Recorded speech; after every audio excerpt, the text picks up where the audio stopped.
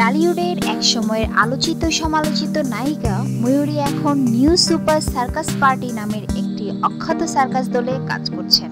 যশোরের মধুমেলায় সার্কাস শোতে এই দল থেকে তাকে অংশ নিতে দেখা গিয়েছে। ঢাকায় ছবিতে নিজেকে অশ্লীলভাবে মেলে ধরা নায়িকা ময়ূরী অনেকদিন ধরেই চলচ্চিত্র থেকে নির্বাসিত। মাঝে তিনি বিভিন্ন যাত্রা দলে অতিথি শিল্পী হয়ে নৃত্য পরিবেশন করেছেন। মুনমুন, ময়ূরী, সুব্রত, এমনকি চিত্রনায়ক অমর সানিও ক্যারিয়ারের ভর্তির পর সার্কাস বা যাত্রা দলে কাজ করেছেন, এটি প্রচলিত। পরে চলচ্চিত্রের অবস্থা আশাব্যঞ্জক হওয়ার পর আবারও নিজ নিজ লক্ষ্যে এগিয়ে গেছেন। তারপরও কেউ কেউ এখনো সার্কাস বা যাত্রা দলের সঙ্গে কাজ করে যাচ্ছেন। ময়ূরী এখন সার্কাস দলটির সঙ্গেই যশোরের মধুমেলায় অবস্থান করছেন।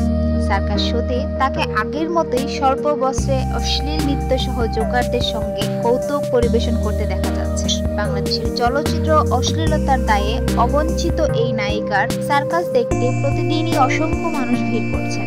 তবে এই প্রসঙ্গে সাংবাদিকদের কিছুই বলেননি।